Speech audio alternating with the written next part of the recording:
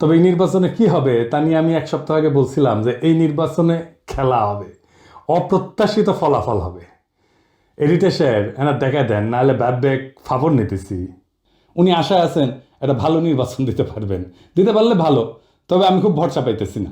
তবে এই নির্বাচনে খেলা হবে, অপ্রত্যাশিত ফলাফল হবে, আমি আগেই বলে রাখতেছি। দেখেছেন বিএনপির জনসমর্থন, দলের জনসমর্থন 26.32% কমিছে। হে প্রভু হরি রাম কৃষ্ণ জগন্নাথ প্রেমানন্দী, ইয়া ক্যা হুয়া। এডিটর সাহেব অরিজিনালটা শুনে দেন একটু। हे प्रभु हे हरि राम कृष्ण जगन्नाथ प्रेमानंदी, ये क्या हुआ? गला में पानी आ गया, गामछा भी खुल गया मेरा, गलती ये देखिए। হ্যাঁ, ছাত্র ইনস্টিটিউট অফ ক্রিটিক্যাল থিঙ্কিং এর হোয়াটসঅ্যাপ শাখার গলা পর্যন্ত পানি আগা। বিএনপিকে জিততে পারবে, তারা মনে করতেছে পারবে, কারণ আওয়ামী লীগের এই 7.3% ভোট তারা নিবে। কিভাবে তারা এটা নিবে, কৌশল কি, আসেন সেটা একটু বুঝে দেখি। তারা তাদের নেতাদের একটা অংশকে মুজিব, ধানমন্ডি, 32 নম্বর আওয়ামী লীগ নিষিদ্ধ করা প্রশ্নে আওয়ামী লীগের যে বয়ান সেটা ফেরি করার কাজে নামাই দিছে।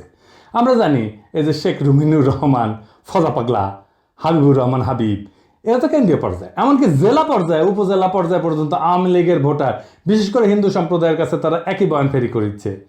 শুনেন, এটা বগুড়ার শাহ আলম সাহেব করছে।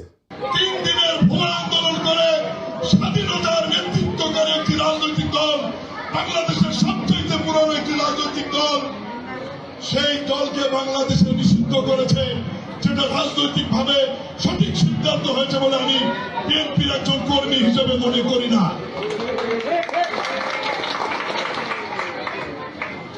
এই বাংলাদেশের ইতিহাস দেখতে গেলে মহান স্বাধীনতার ঘোষক শহীদ রাষ্ট্রপতি জিয়াউর রহমানের নাম লিখতে হবে। এই বাংলাদেশের স্বাধীনতার ইতিহাস রচনা করতে গেলে মুক্তিযুদ্ধের নেতৃত্বকারী দল আওয়ামী লীগের তৎকালীন সভাপতি শেখ মুজিবুর রহমানকে অস্বীকার করা যাবে না। এই দুই নেতাকে অস্বীকার করে নতুন বাংলাদেশ বিনির্মাণের কথা বলে, তো তাতে হয়তো এই 7%-এর 4-5% ভোট পাইতেও পারে, কিন্তু এটা পাইতে গিয়া আরো 8-10% নিজস্ব ভোট সে হারাবে। তাইলে আসলে রাষ্ট্র ক্ষমতায় কে যাবে? আপনারা বুঝতেই পারতেছেন যে যারা এখনো সিদ্ধান্ত নেয়নি কাকে ভোট দেবে এবং যারা বলতে চায়নি, তারাই আসলে ঠিক করবে কারা রাষ্ট্র ক্ষমতায় যাবে। তো যাই হোক, এইটা আলোচনাটা বিস্তারিত আসার আগে বিএনপি দলটা কিভাবে ফাংশন করে সেটা একটু বুঝাই। তাইলে এই যে কেন এই রুমিনুর রহমানরা এই কাজ করে এটা বুঝতে পারবেন, এবং কিভাবে তারেক রহমানের নিরঙ্কুশ নিয়ন্ত্রণ নিশ্চিত হয় দলের মধ্যে এটা বুঝতে পারবেন। আর এই পদ্ধতিটা বিএনপির সবচেয়ে বড় দুর্বলতা। আমি এটা বিএনপির সাথে কাজ করতে করতে গিয়ে আবিষ্কার করেছি। আসেন দেখি এটা কেমন। বিএনপিতে দুইটা কাজ করে। এক, সোশ্যাল কনফ্লিক্ট, যেটা সমাজে যে দ্বন্দ্বটা আছে সেটাকে ইন্টারনালাইজ করে ফেলে, মানে সেটা নিজের ভিতরে ঢুকে ফেলে, দলের ভিতরে ঢুকে ফেলে। মানে ধরেন সমাজে আওয়ামী লীগের রাজনীতি চলবে কিনা, এটা নিয়ে একটা দ্বন্দ্ব আছে, তো সেটাকে সে দলের মধ্যে নিয়ে ফেলে। আওয়ামী লীগের রাজনীতি করা উচিত এমন একটা দল তৈরি করে নিজের দলের মধ্যে এই মত প্রচার করবে, আর তার বিপরীতে আরেকটা দল তৈরি করে যারা ভিন্ন মত প্রচার করবে। এটি হইতেছে এক্সটার্নাল কনফ্লিক্টকে ইন্টারনালাইজ করা। কি সুবিধা পায় এতে?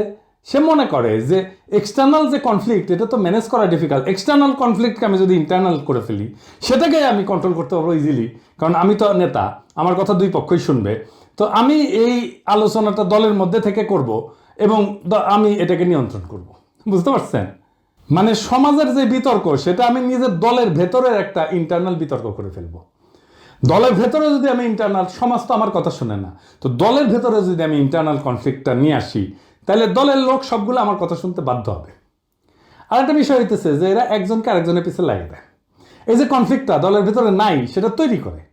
আমাকে এই যে ওয়াহিদুজ্জামান অ্যাপোলো একদিন বলে ফোন মেরা যে বিএনপির অনেক লোক বলে যে আপনি রয়ের এজেন্ট।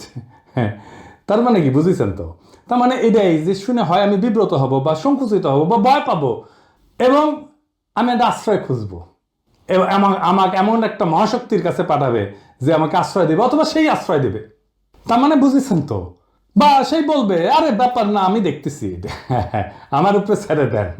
হ্যাঁ, তো সে তার দলের লোকদের উপর আনুগত্যটা কেনে, তারা এটা চাপে ফেলে ভয় দেখায়, আনুগত্য আদায় করে। এটা বিএনপির কৌশল।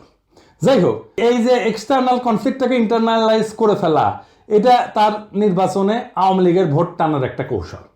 তো যাই হোক, এখন এই যে নির্বাচনে জরিপ, এটার প্র্যাকটিক্যাল ফলাফলটা কি? ধরেন কয়েকটা ব্রড ইস্যুতে যদি একটা ঐক্য হয়, 1 নাম্বার, বাংলাদেশে ভারতীয় আধিপত্যবাদের অবসান হবে।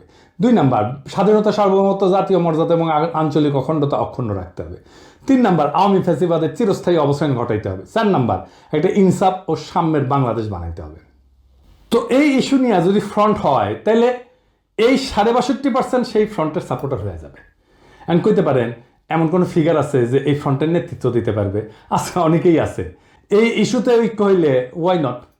এই ফ্রন্ট মানে বিএনপির বিরুদ্ধে যাওয়া না, কিন্তু বিএনপির বিরোধিতা করাও না, বরং অ্যান্টি ফ্যাসিস্ট, অ্যান্টি ইন্ডিয়া সমস্ত শক্তিকে একটা কমন গ্রাউন্ডে নিয়ে আসা। আমি তো চাই বিএনপির আলতাফ হোসেন চৌধুরী ভাই উনি জিতে আসেন, ইয়াংদের মধ্যে শহীদুদ্দিন চৌধুরী আইনি জিতে আসুক, আমি এটা চাই।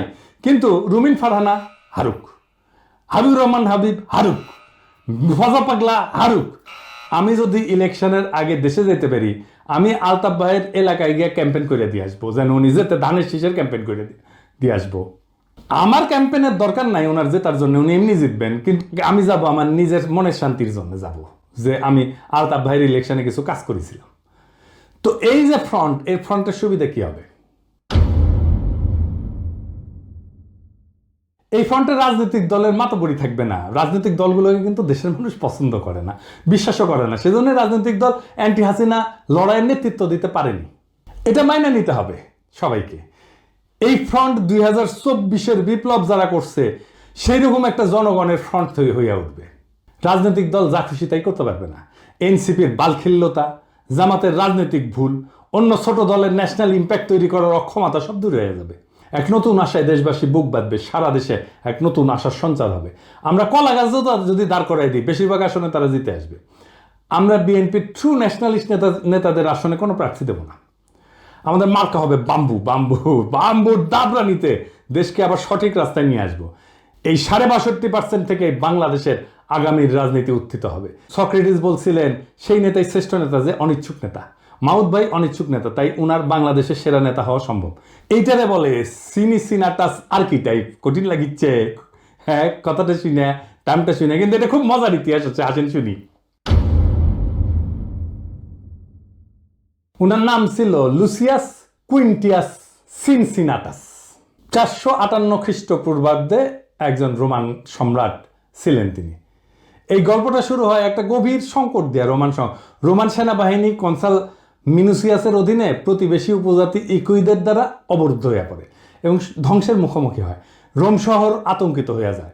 এই চরম মুহূর্তে সিনেট মরিয়া হইয়া, উনি প্রাক্তন সেনাপতি ছিলেন সিনসিনাটাস, ওনাকে সম্রাট হিসাবে নিয়োগের পক্ষে ভোট দেয়। উনি তখন অবসর জীবনযাপন করেছিলেন এবং কৃষিকাজ করেছিলেন। সিনেটের একটা প্রতিনিধি দল তার ছোট খামারে পৌঁছায়, সেখানে তাকে তার জমিতে লাঙল চাষ করতেছে দেখে। দেশের ডাকে সাড়া দিয়ে সিনসিনাটাস একটা নতুন সেনাবাহিনী গঠন করে এবং অসাধারণ সামরিক অভিযানে একদিনের মধ্যে ইকুইদেরকে পরাজিত করে অবরুদ্ধ রোমান বাহিনীকে উদ্ধার করে রোম শহরকে রক্ষা করে। 6 মাসের জন্য ওনাকে সম্রাট বানানো হয়েছিল, কিন্তু 15 দিন বা 16 দিন পরে উনি ক্ষমতা চাইরা আবার চলে যান, ওনার ক্ষেতের মাঠে চলে যান কৃষিকাজ করতে। জর্জ ওয়াশিংটনের হিস্ট্রিও কিন্তু এইরকম। উনিও কৃষিকাজ করতে চলে গেছিলেন, ওনাকে দৈরে এনে প্রেসিডেন্ট বানানো হয়েছে। জিন্না 1930 সালে হতাশ হয়ে কংগ্রেস রাজনীতি ছেড়ে দিয়ে লন্ডনে যে ওকালতি প্র্যাকটিস করেছিলেন, প্রচুর ভালো প্র্যাকটিস করেছিলেন, কিন্তু খুব পসার হয়েছিল, জমজমাট প্র্যাকটিস, বিলাসবহুল জীবন ছিল।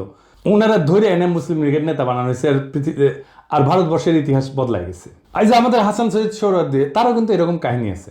ওনার বোন বেগম শায়েস্তা ইকরামুল্লাহ সোহরাওয়ার্দীর লেখা জীবনীতে আছে 1933 সালে সোহরাওয়ার্দী সিদ্ধান্ত নিল আর রাজনীতি করবেন না। ট্রেনে করে ভাইয়ের সাথে বোম্বে থেকে কলকাতা ফিরতেছিলেন। প্রোগ্রাম ছিল স্টেশনে নেমে বাসায় ফিরে রেস্ট নেবেন এবং ঘর সংসার করবেন। তো ওনার বড় ভাই ওনাকে ট্রেনে প্রতিজ্ঞা করে যে আর কখনো রাজনীতি করবা না। উনিও বলছেন আর করবো না ভাই। তো যাই হোক, হাওড়া স্টেশনে নামার সাথে সাথে হাজার হাজার মানুষ ওনাকে ঘিরে ধরে আল্লাহু আকবর, সোহরাওয়ার্দী জিন্দাবাদ স্লোগান দেওয়া শুরু করে। ওনারা মাথায় নিয়ে মিছিল করা শুরু করে। কাম শেষ, উনি রাজনীতিতে স্থায়ী হয়ে যান। ইতিহাস বদলে যায়। আমার উপরে ছাইরা দেন, দেশের মানুষ যদি তৈরি থাকে তাহলে মাহমুদ ভাই আসবেন এই দায়িত্ব পালন করতে। আর কারা থাকবেন না আমার কইলাম না, কইলে এখনই লাভ দিয়ে উঠবেন। আমি বলছিলাম অপ্রত্যাশিত ঘটনা ঘটবে, সেই ঘটনার জন্য তৈরি হন, আমরা ইতিহাস সৃষ্টি করব অচিরেই। বাংলাদেশের রাজনীতি এখন এক সন্ধিক্ষণে দাঁড়ায় আছে। 62% মানুষের নীরবতা, এটাই আসল শক্তি, এটাই আগামী সিদ্ধান্ত গ্রহণকারী হাত। তারা কারো অন্ধ অনুসারী না, বরং তারা খুঁজতেছে এমন একটা প্ল্যাটফর্ম যেখানে থাকবে আত্মমর্যাদা, সার্বভৌমত্ব, ইনসাফ আর সাম্যের নিশ্চয়তা। ইতিহাসে আমরা বারবার দেখছি, যখন জাতি প্রস্তুত তখন নেতার আগমন অনিবার্য হয়ে যায়। সিনসিনাটাসের মতো, জর্জ ওয়াশিংটনের মতো, জিন্নার মতো, সোহরাওয়ার্দীর মতো। সেই নেতা হয়তো এখনো মাঠে নাই, কিন্তু মুহূর্ত আসলেই ইতিহাসের পাতা থেকে উঠে আসবেন তিনি। আমাদের করণীয় একটাই, নিজেদের প্রস্তুত করা, মানুষের মনে আশার শিখা জ্বালায় রাখা এবং সেই 62% মানুষকে এক কণ্ঠে, এক পতাকার নিচে, এক স্বপ্নে ঐক্যবদ্ধ করা। এটাই হবে বাংলাদেশের নতুন ভোর, নতুন সূর্যোদয়। এটাই হবে সেই মুহূর্ত যখন আমরা ইতিহাসের বইয়ে নিজেদের নাম লিখব, শুধু দর্শক হিসেবে না, বরং সক্রিয় অংশগ্রহণকারী হিসেবে, রাজনৈতিক এজেন্সি হিসেবে, রাজনৈতিক শক্তি হিসেবে। তৈরি হন, সময় আসছে আবারও 2024-এর মতো ইতিহাস ডাক দিচ্ছে নতুন ইতিহাস লেখার। সেই ইতিহাস আমরা লিখব একসাথে। ইনকিলাব জিন্দাবাদ।